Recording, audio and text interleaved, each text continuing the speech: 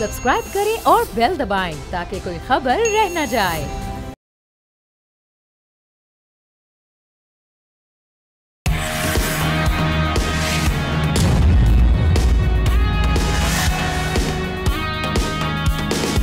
अस्सलाम वालेकुम नाजरीन, आप देख रहे हैं न्यूज़ पंच। मैं हूं आमना खटाना। नाजरीन, पाकिस्तान में महंगी बिजली से सताए अवाम के लिए बेहतरी की उम्मीद पैदा हुई है और इस हवाले से बड़ी डेवलपमेंट वज़ीर आज़म शहबाज शरीफ की MD IMF से मुलाकात के बाद सामने आई। प्राइम मिनिस्टर शहबाज शरीफ और IMF की मैनेजिंग डायरेक्टर क्रिस्टिलियाना जॉर्जियो से मुलाकात में बिजली की कीमतों और पैदावारी लागत में कमी पर जोर दिया गया है, जिस पर IMF के MD ने मस्बत रद्द-ए-अमल दिया और वज़ीर आज़म से कहा कि आप अपना प्लान बताएं, हम बातचीत के लिए तैयार हैं। दूसरी जानिब IMF की सरबराह ने एतराफ़ किया कि पाकिस्तानी मईशत इस्तेहकाम की जानिब बढ़ रही है और वज़ीर आज़म का इस्लाहाती एजेंडा काबिल तारीफ़ है। अब ये जो हमारे सामने मामलात हैं, IMF पाकिस्तान के जो प्रोग्राम से अलाइन करके रिलीफ के मामलात, ये किस हद तक आगे कारगर साबित होंगे, इसी पर बात करते हैं। हमें ज्वाइन किया है एहतशामुल हक साहब, सीनियर एनालिस्ट हमारे साथ हैं। उनके साथ साथ मोहम्मद आरिफ साहब ने, एनर्जी एक्सपर्ट हैं। दोनों को वेलकम कहेंगे प्रोग्राम में। आरिफ साहब, आपकी जानिब आऊँगी। अब एक जानिब मुलाकात के बाद ये खबरें आना कि जी बिजली में के हवाले से IMF से बात हुई है, IMF को अलाइन किए बगैर तो हम ऑब्वियसली खुद कोई स्टेप नहीं ले पाएंगे, कोई बड़ा रिलीफ नहीं दे पाएंगे। लेकिन ये रिलीफ फिर बड़ा होगा क्योंकि खबरें बारहा चलती रही हैं कि इस साल अप्रैल में बिजली की जो कीमतें हैं उसमें खातिर खा कमी की जाएगी। ऐसे ख्वाब भी दिखाए गए हैं। लेकिन क्या IMF रेडी होगा कोई बड़ा रिलीफ देने के लिए, या ये फिर ऊँट के मुँह में ज़ीरे के मुतरादिफ होगा ये रिलीफ? जी बहुत शुक्रिया। एक एटलीस्ट एक पॉजिटिव डायरेक्शन में बात तो चली। अगर आपको याद होगा, मैं भी और एहतशाम साहब भी हम कंटिन्यूसली इस टॉपिक पे ये कह रहे हैं कि आप अपनी प्रोडक्शन कास्ट पे जोर दें, एफिशिएंसी बेहतर करें, आप कीमत सब्सिडी दें ताकि आपकी कंजम्पशन इलेक्ट्रिसिटी की बढ़े। उसकी वजह से दो फायदे होंगे, कैपेसिटी चार्जेस एवरेज कम होंगे, दूसरा इकॉनमी ओवरऑल बेनिफिट होगा, उसका GDP बढ़ेगी, आपकी एक्सपोर्ट बढ़ेगी, प्रोडक्शन बढ़ेगी। इस वक्त इंतहाई ये ख़तरनाक लेवल तक पहुंच गए हैं और तब जाके रियलाइजेशन शुरू हो रही है कि हमने प्राइसेस कम करनी है और प्राइसेस कम करके ताकि कंजम्पशन बढ़ सके। अब कंजम्पशन बढ़ाना बड़ा ज़रूरी है कि जो भी GDP है उसका डायरेक्ट प्रोपोर्शनेटली, वो डायरेक्टली जो है ना, उसका डायरेक्ट प्रोपोर्शन है और कोरिलेशन इन दोनों का आपस में, यूज़ ऑफ एनर्जी और GDP। जितनी ज़्यादा एनर्जी आप यूज़ करेंगे इतनी GDP आपकी ज़्यादा बेहतर होगी और बढ़ेगी। पिछले साल से हमारी डिमांड ही इलेक्ट्रिसिटी की और नेचुरल गैस दोनों की कम हो रही है और उसकी सिर्फ एक मार्केट डिस्टॉर्शन है। मार्केट डिस्टॉर्शन डेलिबरेटली या गवर्नमेंट इंटरवेंशन से की गई है। वो इस वजह से कि आपने दोनों की कीमतें बगैर सोचे समझे बढ़ा दी हैं और इस लेवल तक बढ़ा दी हैं कि ऑटोमेटिकली कंजम्पशन जो है वो कम हो गई है और लोग जो है वो अफोर्डेबिलिटी के बियॉन्ड हो गई है और लोग उसको परचेज नहीं कर रहे या उसको यूज़ नहीं कर रहे। अब अगर ये रियलाइजेशन हो गई है कि हमने इसकी कीमतें कम करनी हैं, अब डेफिनेटली थिंकिंग तो बहुत पॉजिटिव है, लेकिन मैं इतना ऑप्टिमिस्टिक इसलिए नहीं हूँ कि एक तो पॉलिटिकल या एक बयान होता है, ये गवर्नमेंट का बयान होता है, दूसरी तरफ ये है कि रियलिटी ऑन ग्राउंड क्या है। रियलिटी ऑन ग्राउंड उस वक्त हमें पता चलेगा कि जब आपके बिल के अंदर खातिर खा एक कमी महसूस होगी और नज़र आएगी। ठीक है, एहतशाम साहब का भी देख लेते हैं। एहतशाम साहब, बिल्कुल ठीक बात है कि जैसे वो बात कर रहे थे कि इलेक्ट्रिसिटी कंजम्पशन बढ़ाना बहुत ज़रूरी है। रीजन में भी अगर हम एक जानिब बात करते हैं कि जी हमारी इंडस्ट्रीज़ हैं उनको हमने फ़रोग देना है, फिर दूसरी जानिब उनको जो माहौल है हम वो फराहम नहीं कर रहे। रीजन में देखा जाए तो इलेक्ट्रिसिटी या एनर्जी प्राइसेस जो हैं वो कितनी कम है हमसे, जिसकी वजह से हमारी जो लोकल इंडस्ट्रीज़ हैं वो मुतासर हो रही हैं, उस तरह से नहीं काम कर पा रही। तो अब ये कितना ज़रूरी हो चुका हुआ है कि हम इस मसले को वाकई देखें और इसमें फिर एक तो आपके मामलात आ गए बाकी टैक्सेस के, लेकिन जो एडिशनल टैक्सेस हैं जिसमें आपके नेशनल TV की फ़ीस भी आ जाती है और बाकी जो टैक्सेस हैं उनको भी तो कम करना है ना, वो भी तो सोचना पड़ेगा, या वो भी IMF से पूछ कर हमने कम करना है? हमने देखिए बुनियादी सवाल आज हर जगह पे यही मौजू है। हमारे जितने ऑफिशियल अनऑफिशियल क्वार्टर्स हैं उनमें यही बात होती है कि जी IMF जिस अंदाज से $7 बिलियन का उन्होंने ये 37 माह का जो प्लान पाकिस्तान को दिया है, $1 बिलियन दिया है दूसरी किस्त के लिए। अभी हमें बहुत कुछ करना पड़ेगा जिसके लिए अगले माह एक उनका मिशन आएगा, रिव्यू मिशन, टेक्निकल मिशन आया हुआ है। जिस तरीके से लोगों से मुलाकातें की हैं वही आई ओपनर है कि वो क्या क्या बात बनवा रहे हैं। देखिए हम ना बुनियादी सवाल ये है कि जो 2024-25 का आपने जो बजट तैयार किया था उसमें मुसलसल बिजली और गैस बढ़ाने की हुकूमत ने बात की थी और ये प्लान बना के दिया था। अभी देखें अब तक देखा जाए 2.5 सालों में 500% अपना गैस और 200% से ज़्यादा बिजली महंगी हो चुकी है। अभी इस बिजली महंगी होने की दो वजूहत है। एक तो पहले तो था ना, बिजली थी नहीं, आपको याद है नवाज साहब के ज़माने में 11,000 मेगावाट जो है ना बिजली पैदा की गई और नेशनल ग्रिड में गई। वो अभी तक कहा जा रहा है कि जी थोड़ी देर के लिए तो हमने देखा लोड शेडिंग ख़त्म हुई, लेकिन बाद में पता चला जी हमारी ट्रांसमिशन लाइन इतनी ज़्यादा डिके कर गई हैं कि वो 11,000 बिजली जो नेशनल ग्रिड में गई है मेगावाट, वो जो है ना वो उनको संभाल नहीं पा रही। उसके लिए 4 से 5 बिलियन डॉलर की नई इन्वेस्टमेंट की बात हो रही है। अब सवाल बड़ा पर्टिकुलर आपने पूछा है। देखें प्राइम मिनिस्टर साहब ने, आपको याद है थोड़ा अर्सा पहले 50 अरब रुपए की सब्सिडी निकाल के दी थी कि 200 यूनिट वाले और थोड़े से ऊपर वालों को रिलीफ दिया जाएगा। उस पर IMF ने रिएक्ट किया था। अभी यह है कि पावर डिवीजन आमना देखें कुछ और कहता है, नेपरा कुछ और कहता है। पावर डिवीजन ने एक बिजली सहूलत के नाम पे ना एक प्लान बना के दिया हुआ है जिसमें बिजली कम कैसे की जा सकती है। जब ये बना के दिया था पिछले साल, मुझे याद है नेपरा ने एक रुपया 70 पैसे बिजली की कीमत बढ़ा के वो 43 अरब रुपए का नया टीका उन्होंने लगाया था लोगों को। अब सवाल यह कि ये बात अच्छी है। देखिए प्राइम मिनिस्टर साहब की 3 मुलाकातें इनसे MD से हुई हैं। न्यूयॉर्क में इनकी मुलाकात हुई थी, दुबई में हुई है, वर्ल्ड इकोनॉमिक फोरम पे हुई थी, वो कंसिडरेट हो गई हैं। अब सवाल यही है कि इनको प्लान बना के देने पड़ेगा जी किस तरह अपने बिजली कम करेंगे और फिर किस तरीके से फाइनेंशियल स्टेबिलिटी अगर आपकी हिट होगी उसको आप कैसा पूरा करेंगे। IPP से बात हो रही है। वज़ीर आज़म का जो हालिया स्टेटमेंट था 1.4 ट्रिलियन रुपए इसकी बचत होगी। ये जो भी हालिया IPP से बात हुई है उससे भी कुछ बेहतरी आएगी। मज़ीद क्या किया जा सकता है, आप ज़रा प्लान दें हमारे प्लेटफॉर्म से। एक कंसोलिडेटेड अप्रोच के साथ हमें जाना पड़ेगा। अगर बिजली की कीमतों को कंट्रोल करना है या कम करना है तो एक कंसोलिडेटेड अप्रोच होगी। और वो कंसोलिडेटेड अप्रोच में पहले आपने इंटरनल जितने भी खर्चे हैं, मिस मैनेजमेंट हैं, लॉसेज हैं, माल एडमिनिस्ट्रेशन है, ये कैश लीकेजेस हैं, इन सब को पहले कंट्रोल करें। पहले अगर ये कंट्रोल होंगे तो फिर बाकी टैरिफ जो है उस पर भी कंट्रोल हो सकता है। उसके ऑप्टिमाइज करें इसका यूज़। मतलब बड़ी अजीब बात है कि आपके पास न्यूक्लियर पावर प्लांट लगे हुए हैं जो 2200 मेगावाट की उसकी कैपेसिटी है, कराची में जो है वो सबसे सस्ती बिजली पैदा करते हैं। हर सारी कास्ट बिजली की, ऑपरेटिंग कास्ट, O&M डाल डूल के उनकी कोई 15 रुपये पर यूनिट कास्ट पड़ती है। उनको भी ये डिस्पैच नहीं करते डेलीबरेटली। अब उसमें क्या हिकमत है? 2200 मेगावाट अगर इलेक्ट्रिसिटी डिस्पैच हो पूरी जो न्यूक्लियर वाली है तो एवरेज प्रोडक्शन कास्ट इलेक्ट्रिसिटी की कम होगी नेशनल नेटवर्क में। जब वो कम होगी तो आप सेल प्राइस आप वो थोड़ी सी कम कर सकते हैं। लेकिन 2200 की बजाय 800 मेगावाट अगर एवरेज पिछले साल रही है, अब वो क्यों नहीं डिस्पैच करते? अब ये बिल्कुल डेलिब्रेट अटैम्प्ट है। और ये जितनी डेलिब्रेट अटैम्प्ट हैं या जिसमें वेस्टेड इंटरेस्ट हैं, जब तक इन बड़े लूप होल्स को प्लग नहीं किया जा सकता, जो मान्यूट डिटेल्स हैं उनको तो बाद में आएंगे। आरिफ साहब एक चीज़ और भी है, आरिफ साहब एक और चीज़ भी है। देखें ना, एक तो हुकूमत के लिए मसला बन गया है कि एक अरसे के बाद सरप्लस, एक अरसे के बाद बिजली जो ना सरप्लस है, बिजली पड़ी हुई है, उसको इस्तेमाल कोई नहीं कर रहा और परेशानी है कि क्या किया जाए। पहले था जी कहीं और हिंदुस्तान को दे दी जाए, नवाज शरीफ साहब के ज़माने में, अगर वो अपनी पूरी नहीं हो रही। मेरी नज़र में आमना सबसे बड़ा मसला इस वक्त जो हुकूमत को एनकाउंटर करना पड़ रहा है ना, वो ये है कि नई इंडस्ट्री मुल्क में नहीं लग रही। उसकी बुनियादी वजह यही है कि वो कहते हैं कि जी आपके टैरिफ्स बिजली के हों, गैस के हों, अगर आप रीजन में जिसका भी आप जिक्र कर रही हैं उससे महंगी है। आप मुझे बताएं, नया इन्वेस्टर उसको अगर ये सहूलतें बाकी जगहों पे होगी तो वो क्यों इंडस्ट्री वहाँ लगाएगा?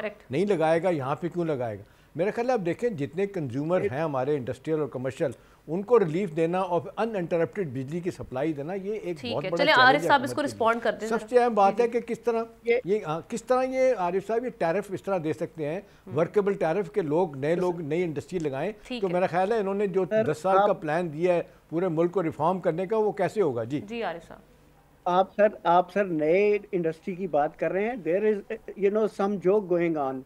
जो आपकी ऑलरेडी इंडस्ट्री लगी हुई है वो बंद की है, जानबूझ के डेलिबरेटली बंद की जा रही है।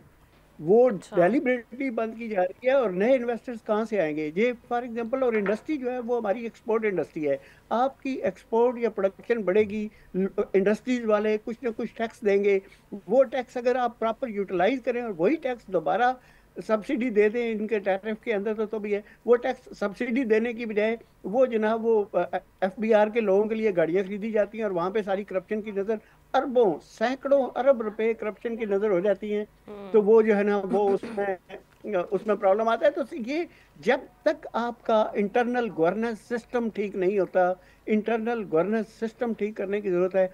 उस वक्त तक ये सिर्फ बयान है, और ये बयान है। आरिफ साहब, सिस्टम को मतलब ठीक करने में ये हुकूमत देखें, जो ब्यूरोक्रेसी एक बहुत बड़ा जिसको कहते हैं हर्डल बन गई है कि हमारी ये डिस्ट्रीब्यूशन कंपनियां, जनरेशन कंपनियां जो हैं बिजली की, वो नुकसान दर नुकसान दे रही हैं। उनको प्राइवेटाइज ही नहीं करने दे रहे। IMF शर्त पे शर्त लगा रहा है उनको प्राइवेटाइज करें, लेकिन करने नहीं दिया जा रहा। सर आप बिल्कुल ठीक कह रहे हैं। और प्राइवेटाइज उनको इस नहज पे लेके आ गए हैं कि वो मुफ्त में दे देंगे। फिर आप जो KE का जो अशर हुआ है ना, आपने कराची इलेक्ट्रिक को प्राइवेटाइज किया है, फिर भी आप उनको, क्योंकि ये एक फंडामेंटल राइट है जो यूटिलिटी है, फंडामेंटल राइट की वजह से गवर्नमेंट को फिर भी उनको भी रेस्क्यू करने के लिए जंप इन करना पड़ता है। अब ये इसकी नेचर ऑफ दिस कम्युनिटी ये है कि गवर्नमेंट को इन एनी केस तो प्राइवेटाइज करना, ठीक है आप सही फरमा रहे हैं। बेसिकली प्राइवेटाइज लोगों के भी जो मैनेजमेंट के, उनके भी दो ही हाथ दो ही कान और वही नॉलेज होता है। असल प्रॉब्लम नियतों का है। अगर गवर्नमेंट के अंदर रहते हुए भी गवर्नेंस अपनी बेहतर कर लें तो सर ये इसके अंदर रहते हुए भी ये ठीक चीजें हो सकती हैं। मसला ये है कि करना नहीं चाहते। ये बहुत अनफॉर्चुनेट पार्ट है। Thank you so much. Mohammad Arif साहब हमारे साथ मौजूद थे इस सेगमेंट पर बात करने के लिए। और अगली स्टोरी के जो कि IMF से रिलेटेड ही है। IMF की एक और कंडीशन पूरी करने के लिए गवर्नमेंट तैयार हो गई है और इस सिलसिले में हम देख रहे हैं कि फेडरल कैबिनेट ने सिविल सर्वेंट्स एक्ट 1973 में अहम तरामीम की मंजूरी दे दी है, जिसके तहत ग्रेड 17 से 22 तक के सरकारी अफसरान को अपने और अपने अहल खाना की मुल्की और गैर मुल्की एसेट्स की तफसीलात फराहम करना लाजमी होगा। ये इकदाम आलमी मालियाती फ़ंड यानी IMF के मुतालबे के तहत ही किया गया है। तवक्को है कि हुकूमत इस मामले पर जल्द कानून साजी करेगी ताकि इस बात को यकीनी बनाया जा सके कि आला सरकारी ओहदेदारान के असासों के ऐलानात डेटा के तहफ़्फ़ुज़ को यकीनी बनाया जा सके और ये ज़ाती मालूमात राजदारी हिफाजती इक़दाम के साथ डिजिटल तौर पर फ़ाइल और अमूमी तौर पर काबिल रसाई हों। इस फैसले को माहिरीन कैसे देखते हैं, एहतशाम साहब से ही इस हवाले से बात करते हैं। एहतशाम साहब, ये जो कहा जा रहा है एसेट डिक्लेरेशन, इस हवाले से गवर्नमेंट तैयार होगी। पहले हमने रेजिस्टेंस देखी थी इस हवाले से, उसके बाद लेकिन अब IMF की एक शर्त है, इसको पूरा करना ज़रूरी है अगले प्रोग्राम के लिए भी। तो आप कैसे देख रहे हैं कि अब इस पे इम्प्लीमेंटेशन कितना मुश्किल होगा? चूँकि पहले भी हम देखते रहे माजी में लॉ तो बन जाते हैं लेकिन वो फिर चंद लोग उससे फ़ायदा उठा लेते हैं और जो चंद लोग हैं वो बेचारे उसके अंडर आ जाते हैं। तो इसके अम्ब्रेला में आप समझते हैं कि वो सारे एक सफ़ में आ जाएंगे? IMF की इतनी कड़ी शर्त होगी है। देखिए हम ना, ये बहुत बड़ा एक फिर चैलेंज भी है, इम्तिहान भी है। आपको याद है 2021 में एस्टैब्लिशमेंट डिवीज़न ने बाकायदा तौर पे इनकार कर दिया था कि ये लोगों के एहसास जो हैं वेल्थ टैक्स के बारे में और उनके एहसासों के बारे में हम नहीं दे सकते इत्तलात किसी को। हुआ ये था कि एक साहब चले गए इस्लामाबाद हाई कोर्ट में, उन्होंने कहा था जी हमें पता चले कि ब्यूरोक्रेट्स जो ग्रेड 17 से 22 तक हैं इनके एहसास कितने हैं। वो गए वहाँ पे, उन्होंने कहा जी दे इन्फॉर्मेशन दे एस्टैब्लिशमेंट डिवीज़न को। सेक्रेटरी साहब ने आगे कहा जी नथिंग डूइंग, हम नहीं दे सकते। देखिए पाकिस्तान एडमिनिस्ट्रेटिव सर्विस और पुलिस सर्विस के लोग आमना जो बहुत बड़ी इसमें रुकावट है। देखिए मैं आज एक बड़े सीनियर गवर्नमेंट ऑफिसर से बात कर रहा था, उन्होंने कहा देखें बुनियादी तौर पे तो ये जिस तरह सारे लोग टैक्स देते हैं और वेल्थ टैक्स तो हम भी देते हैं, और एक अब हुआ ये है कि बाकायदा इसको एक लीगल कवर दे दिया गया, रेगुलेटिंग मैकेनिज्म को टाइट कर दिया गया। लेकिन उन्होंने मुझे हंस के आमना ये कहा, उसने कहा कौन बेवकूफ़ है जो ये अपने असासे बनाएगा करोड़ों अरबों रुपए के, वो अपने नाम पे बनाएगा। उन्होंने कहा कि ये होता ही नहीं है पाकिस्तान में, वो लूप होल छोड़ते ही नहीं है। वो मुझे याद आ गई चौधरी शुजात साहब की बात, एक दफ़ा मजाक में आमना उन्होंने कहा था कि जड़ा बंदा फड़िया जाता पैसा लैंदे उन्हें जुतियाँ पैनियाँ ही चाहिए। अब देखें यहाँ पे वो कहते हैं कि जी सवाल ही नहीं पैदा होता जो लोग इस तरह के काम कर रहे हैं। लेकिन जो पब्लिक ऑफिस के लोग हैं वहाँ जो बैठे हुए हैं वहाँ तो खुली करप्शन है ना, चाहे FBR है, चाहे CD है, बापडा है। आप कोई आप बिजली लगा के बताए ना लेनी है आपने गैस लेनी है, सवाल ही नहीं पैदा होता है। मुझे याद है हम ना कुछ अर्सा पहले बल्कि 2008 में मैंने घर बनाया था, चौधरी निसार साहब की सिफारिश, उस वक्त वो बिजली के वजीर थे, तो उन्होंने उनकी वजारत से अपना क्या कहते हैं सिफारिश से मेरे घर में बिजली और गैस लगी थी और लोग बड़े हैरान थे कि कैसे लग गया, हमने तो इन्होंने पैसे भी नहीं दिए। तो सवाल ये है कि जी इस वक्त तो गवर्नमेंट में लोग बैठे हुए हैं। अब वैसे तो आप देख लें एफबीआर के लोगों ने इनकार कर दिया, आपको याद है अभी ये पिछले माली साल में इन्होंने अपनी रिटर्न नहीं फाइल की। वो कहते हैं कर लो जो करना, हम नहीं देंगे। आमतौर पे यहाँ पे जो तसर है ना यहाँ पे वो यही है, वो जो साहब मुझे बता रहे थे, उन्होंने कहा कहते हैं वैसे तो आप देख लें हमेशा हम देते हैं, टैक्स भी देते हैं, और हमारी तो वो कहते हैं प्रमोशन ब्लॉक हो जाती है अगर वेल्थ टैक्स हम ना दें। लेकिन आखिर में उन्होंने ये बात मानी कि भी बहुत सारे लोग हैं, उन्होंने वो कहते हैं वैसे तो मैं और मेरे बीवी के नाम पे जो है ना जो डिक्लेरेशन है मुझे देना पड़ता है। हाँ मेरे बच्चे अपने तौर पे कमा रहे हैं, वो अपनी अलग टैक्स रिटर्न फाइल करेंगे, लेकिन साथ ये है कि जिन्होंने पैसा बनाया कुछ तो बेहतरी होगी ना। लेकिन चले वो ठीक है, वो जो जिन्होंने तरीके निकाले हैं तो कहीं ना कहीं से अपना निकाल ही रहेंगे रास्ता, लेकिन कुछ ना कुछ तो बेहतरी होगी। इसमें ब्यूरोक्रेट्स भी अंदर आएंगे, गवर्नमेंट ऑफिशियल्स भी अंदर आएंगे इस कानून साजी के। अभी वैसे मुसवदा तैयार हो गया और फरवरी के बाद कहा जा रहा है कि जी ये लॉ बनेगा। ब्रेक के बाद इंटरनेशनल अरेना पे क्या हो रहा है इस हवाले से बात करेंगे।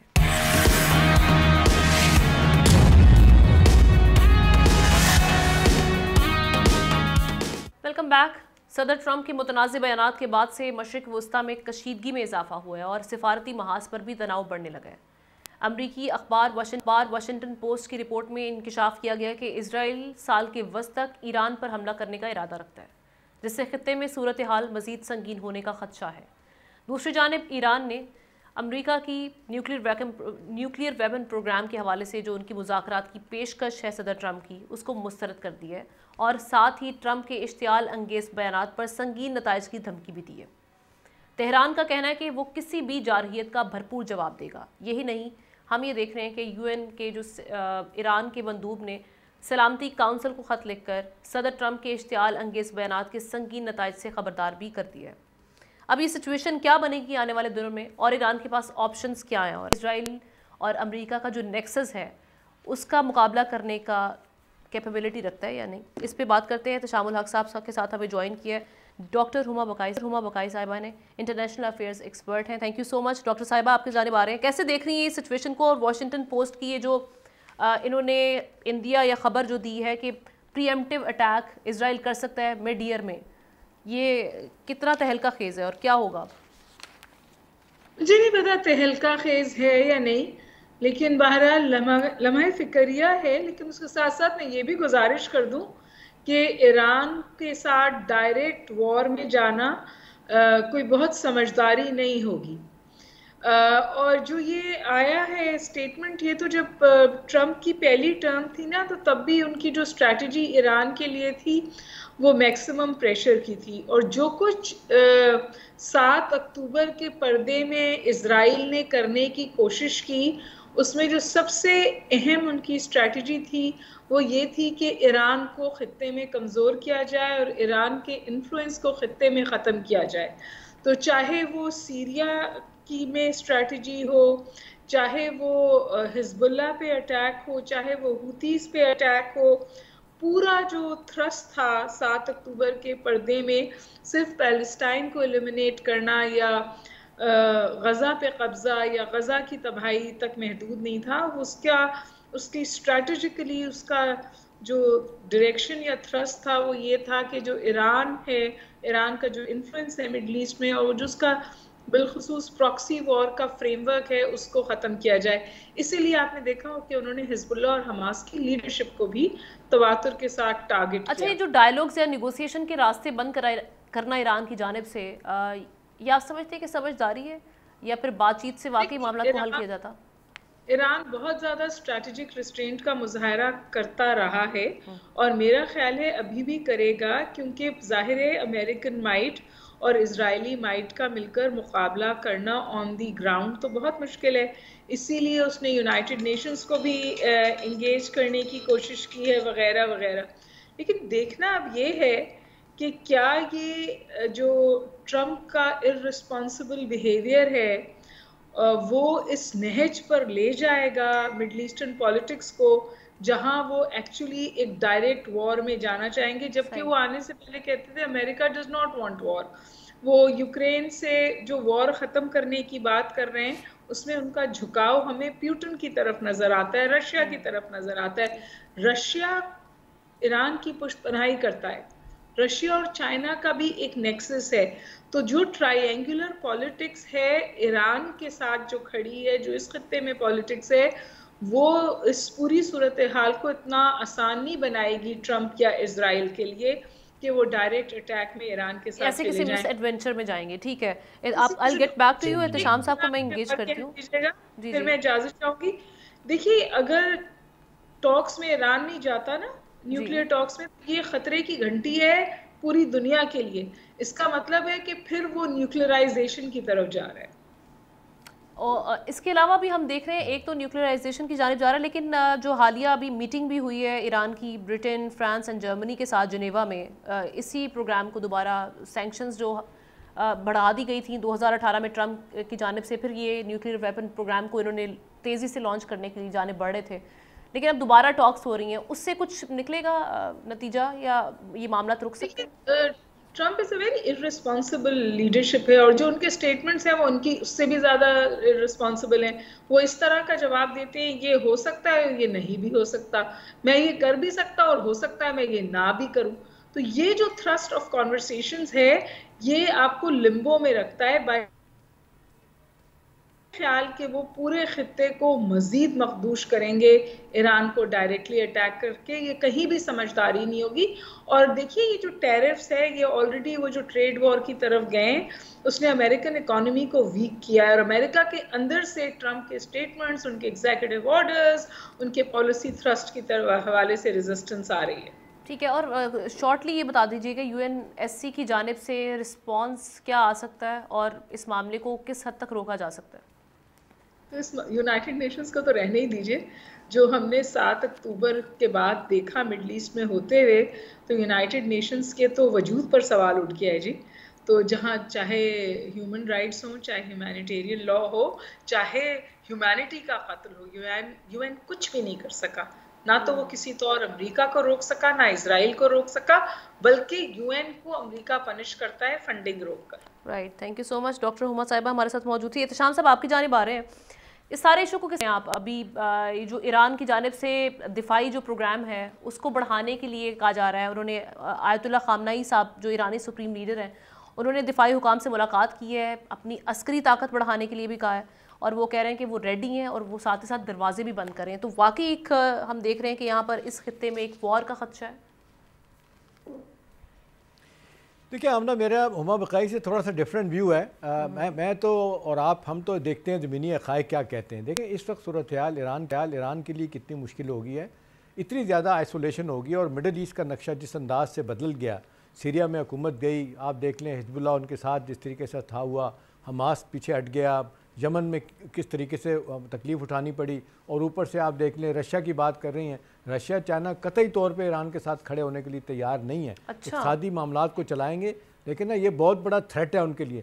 देखिए असल बात आमना सिल्वर लाइनिंग नज़र जो आ रही है वो ये है कि रिफॉर्मिस्ट गवर्नमेंट है ये प्रेसिडेंट मसूद साहब की, उनके और ये आपकी जो इंतहा पसंद मजहबी सर, लेकिन अगर ईरान पर अटैक होता है फिर वो खित्ते में जो लगी आग है उसकी लपेट में तो रशिया एंड चाइना भी आएंगे ना।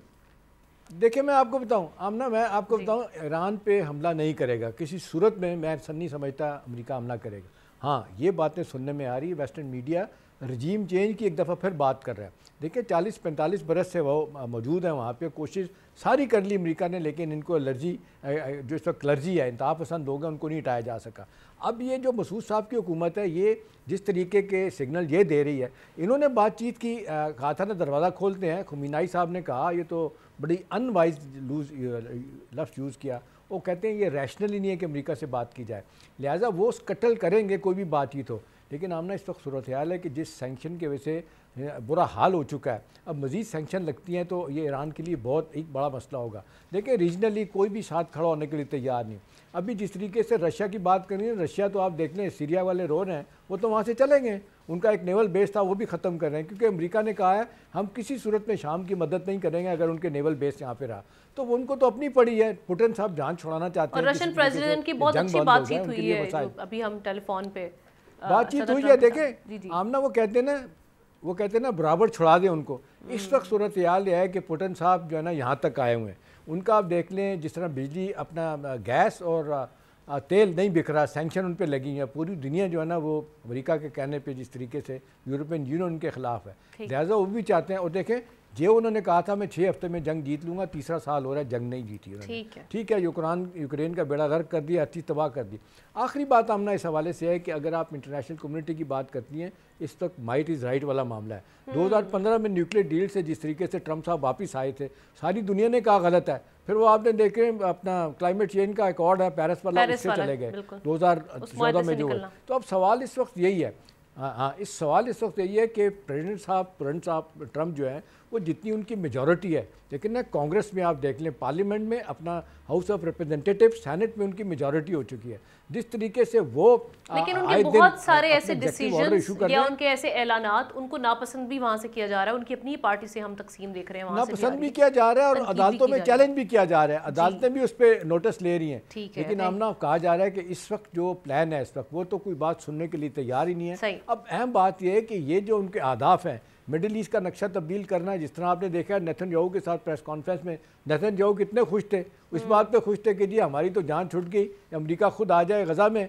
और ये फ़लस्तीनियों को भेज दिया जाए। देखिए आपने कितना शदीद रिएक्शन जॉर्डन का आया, जॉर्डन बिल्कुल दोनों का जो नेक्सस है वो हमें दिखाई दे रहा है और क्लियरली जिस प्लान की जानिब आगे तेजी से बढ़ा जा रहा है वो भी हमारे सामने मौजूद है। थैंक यू सो मच, इत्तेशात मौजूद थे। वी टेक अ ब्रेक के बाद एक और अहम स्टोरी।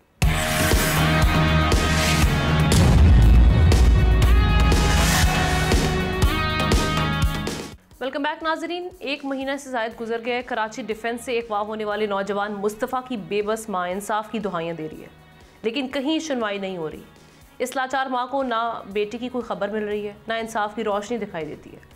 8 फरवरी को पुलिस ने कराची के एक बंगले पर छापा मारकर मुलजिम अरबगान को गिरफ्तार तो कर लिया, मगर उसकी फायरिंग से DSP समेत 2 एहलकार जख्मी हो गए। तफ्तीश में मुलजिम ने मुस्तफ़ा के कत्ल का एतराफ़ किया, मगर बाद में अपने बयान से मुकर गया।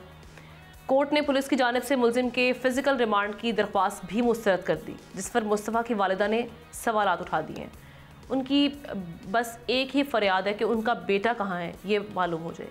सवाल ये कि जब सब सबूत मौजूद हैं तो मुस्तफ़ा के अहल खाना को इंसाफ में ताख़ीर क्यों हो रही है। इसी पर बात करने के लिए हमें ज्वाइन किया है रिपोर्टर मोहम्मद काशान हमारे साथ होंगे और साथ ही साथ मुस्तफ़ा की वालिदा वजीहा आमिर साहिबा हमारे साथ है। Thank you so much for joining the show. Wajiha साहिबा, सबसे पहले आपकी जानिब आएंगे। अभी फ़िज़िकल रिमांड तो नहीं दिया गया, उसके लिए कोई दरख्वास्त दायर की गई है? अब मज़ीद क्या पेशरफ्त हुई है इस हवाले से, क्योंकि GIT के हवाले से भी बताया जा रहा है। जी, सबसे पहले तो मुझे समझ में नहीं आया कि फ़िज़िकल रिमांड मिला क्यों नहीं पुलिस को।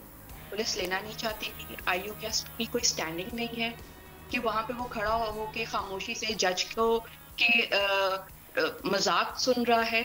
मतलब मुझे समझ नहीं आया कि इन लोगों ने मेरे बच्चे का क्या मजाक बनाना था, जिसके लिए उन्होंने वो एक हियरिंग रखी थी कि उन्होंने कहा जी 2 दिन का रिमांड, उसके बाद मेडिकल करा के उसको जेसी कर दिया।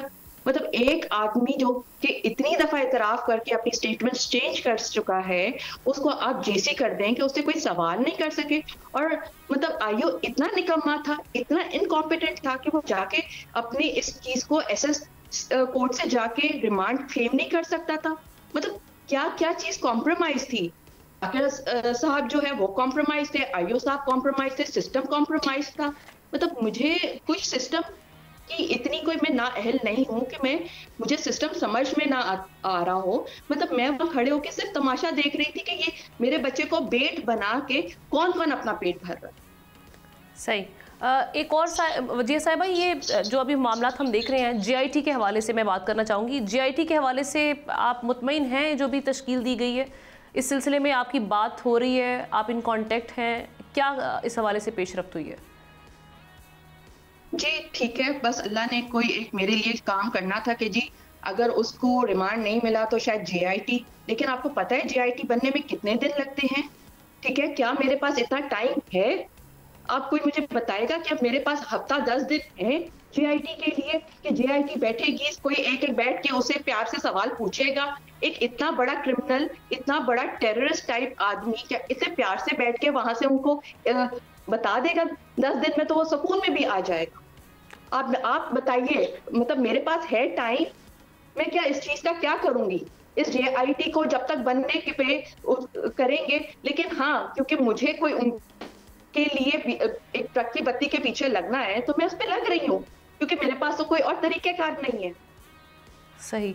और ये मतलब अभी जो आप बात कर रही हैं उससे तो ऑब्वियसली जो जिस तरह के मामला रहे हैं, जो इवेंट्स इस दौरान हुए हैं, उससे हम देख सकते हैं कि पहले जैसे आप बात भी करती हैं कि पुलिस की कार्रवाई में देर हो रही थी, उसके बाद जिस तरह से पुलिस पे अटैक करने की कोशिश की इस मुलजिम की जानिब से, फिर उसके बाद फिजिकल रिमांड भी नहीं मिलता, आईओ अपना केस प्रेजेंट करने में नाकाम रहता है, बज़ाहिर मुलजिम काफ़ी इन्फ्लुएंशियल दिखाई देता है, तो आपको इंसाफ की किस हद तक उम्मीद है?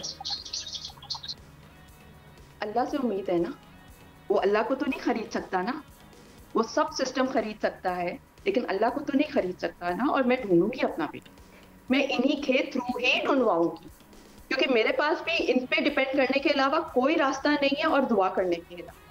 और यही है कि मैं जाके हर एक चैनल पे बैठ के अपना जो है वो अपना एहतजाज इसी तरह रिकॉर्ड करा सकूं, क्योंकि मुझसे रोडों पे नहीं निकला जाएगा, मेरे में इतनी हिम्मत ताकत नहीं है। मतलब ये लोग क्या समझ रहे हैं। और पुलिस से आप इन कांटेक्ट हैं, वो क्या कह रही है इस हवाले से? फिजिकल रिमांड के लिए अब दोबारा दरख्वास्त कब दायर की जाएगी? जी ये लीगल प्रोसीडिंग्स का जो है वो मेरे लॉयर लगे हुए हैं, अल्लाह पाक करम करेगा, ठीक है। We are working on it, day and night we are working on.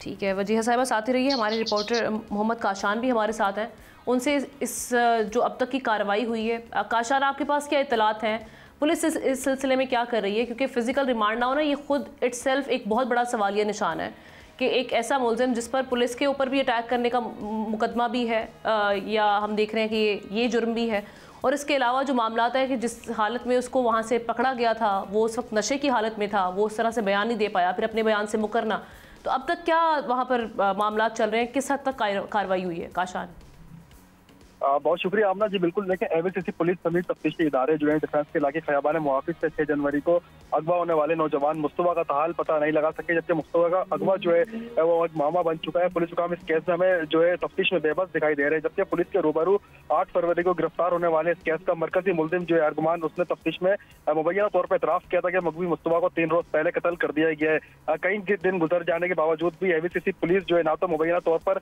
कत्ल होने वाले मकबूल मुस्तफा की लाश तलाश कर सकी है, ना ही पुलिस तफ्तीश ने अब तक कोई अहम मामला जो है वो मुकम्मल किया है। जबकि इसके बावजूद मुलजिम अरगुमान जो है जिसमें जिस्मानी रिमांड के बजाय जेल भेजे जाने से मकबूल मुस्तफा की वालदा वजिया जो है उनकी जानिब से भी नाकिस तफ्तीश और अदालती निजाम पर सवालात भी खड़े कर दिए गए, जबकि मकबूल मुस्तफा की वालदा ने मुलजिम अरगुमान की रिमांड ना मिलने पर तशवीश का भी इजहार किया है।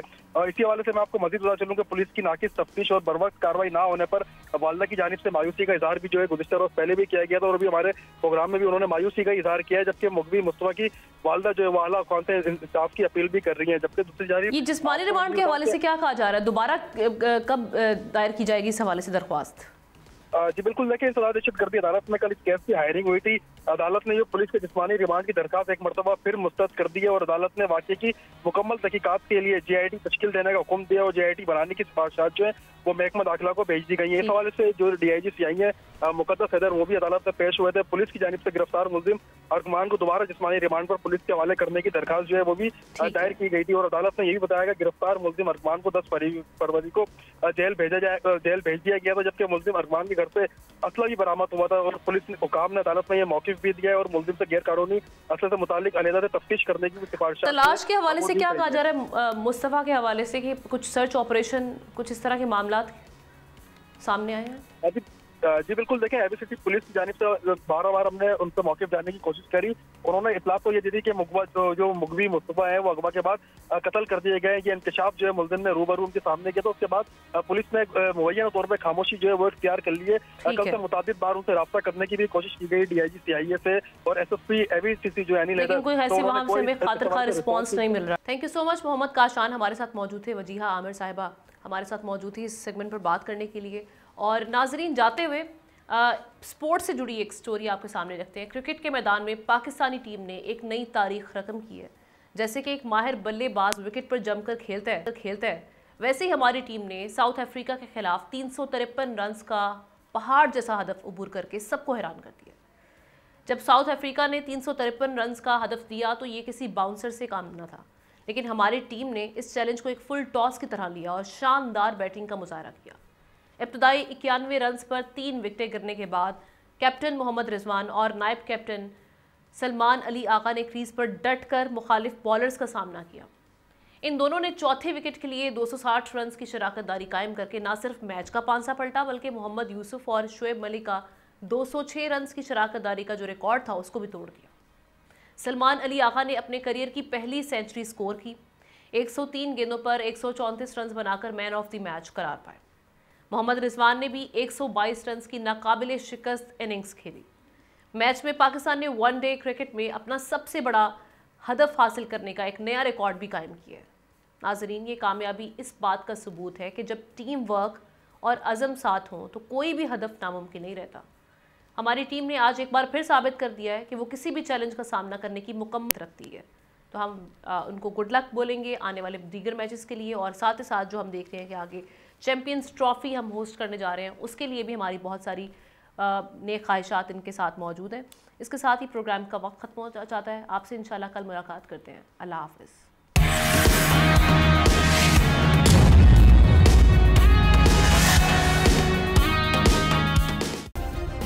सब्सक्राइब करें और बेल दबाएं ताकि कोई खबर रह न जाए।